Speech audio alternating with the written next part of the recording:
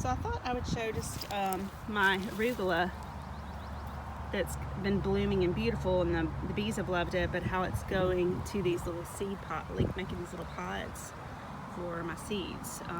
So I'm excited about that, and I'm glad that I let it go to seed when I stopped eating it. And I have some little baby okras in here, just kind of that I seeded at home from last year. Some amazing, huge okra plants that I had. I'm going to kind of pull back because we had okra coming out our ears last year, if you can see it in there. Anyway, I kind of let this stuff kind of go down, like I'll leave it for mulch because it'll just feed the soil, you know. But anyway, and then some of it we eat, but we ate on this for so long. Anyway, back to the seeds. These are some turnips and mustards kind of combined. Here's some little, I guess, baby pods. I've never let greens go to seed, so I'm kind of excited about it. But anyway, I have some Tramontina squash. This is an Italian squash that is bug resistant from squash bugs, I mean.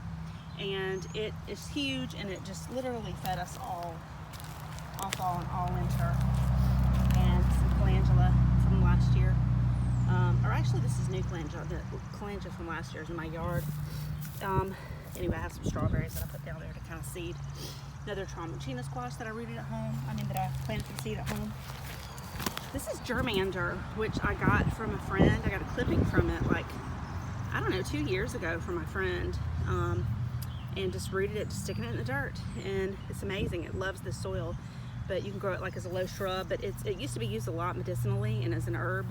But too much of it is like not good for you. So it got to be, you know, out of fashion. Love the smell. It's just very kind of Mediterranean kind of smell.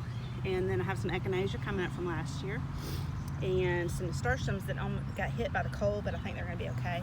This is some lemon thyme that I rooted last year, and it's coming back. And then some little pineapple sage that are coming up.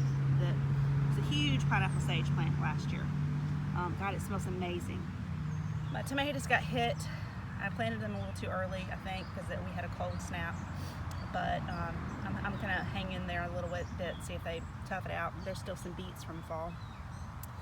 And more beets kind of hiding under the trees of collard greens.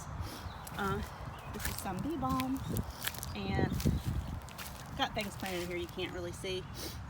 Sun gold tomatoes, I think, didn't make it with the cold snap we had, but I have more tomatoes at home in my yard, and I'll replenish this. This is a butterfly bush. I'll probably move it, but I just thought I'd tuck it in there just to add some pollinators. So I'm kind of planting around the greens while we're still eating off the greens and letting the greens go to seed. And a lot of you probably know this, but the way you can have these greens keep working for you, because we literally had this since the fall, is you kind of keep picking around the bottom whenever you're ready to, you know, want some to take home to cook. Just kind of go around all the plants and kind of grab the bottom parts, and it'll just keep shooting babies out for you. And these literally lasted us since the fall.